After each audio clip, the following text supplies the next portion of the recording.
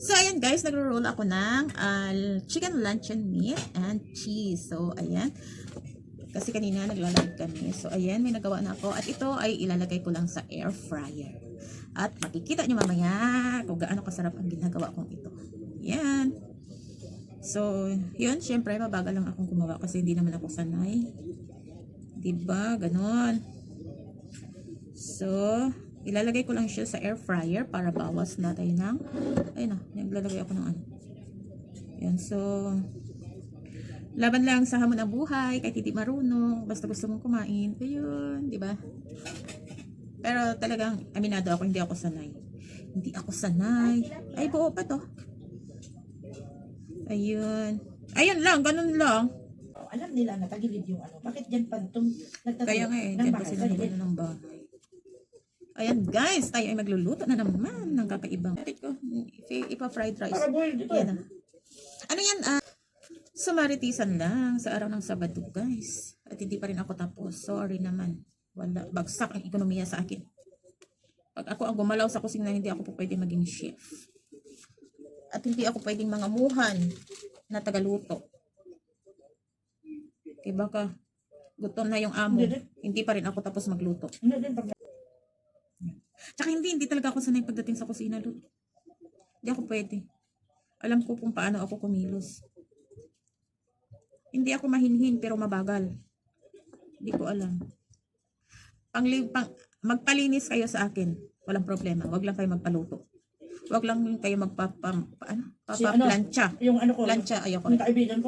Sa akin, hugas. Walang problema. Linis. Plancha, ayoko. Siyempre, kailan may video akong nagagawa nito. Diba? Ang tagal. Ngani. Matagal ngani. Aminado ngani ako.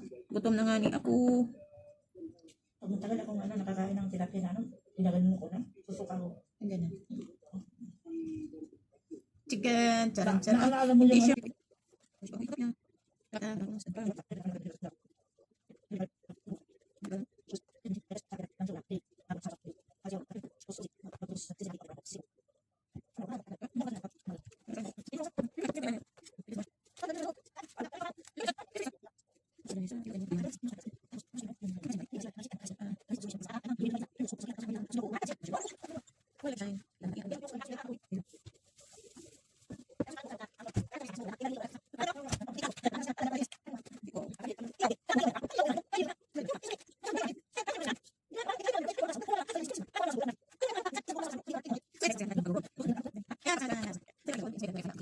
So, ayan na guys. Ito na ang ating nagawa. So, ayan. Ilalagay na natin dyan sa papel para, ayun. Tapos, ilalagay na natin sa air fryer at ating titikman. So, wag anong madami kasi dalawa lang naman kami ang kakain.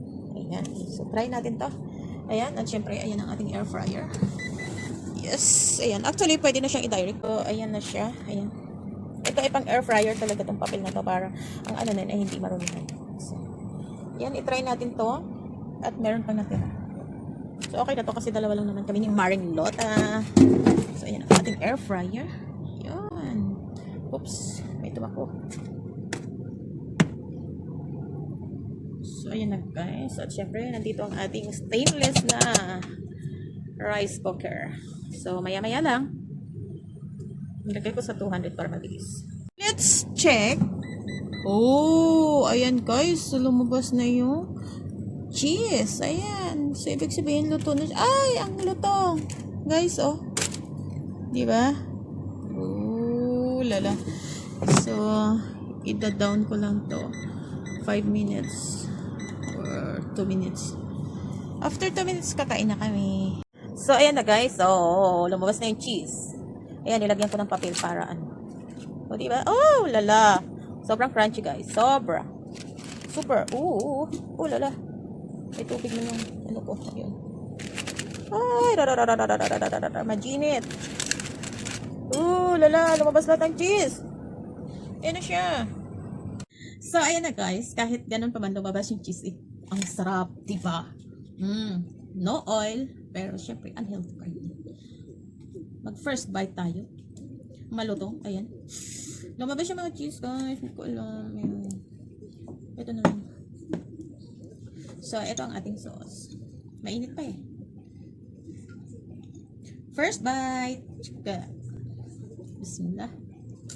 Mmm.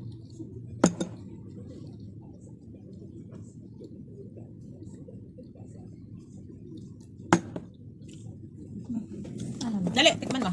At sabihin mo sa akin ang totoo. Nice dito. Walang filter. Walang filter. Wala.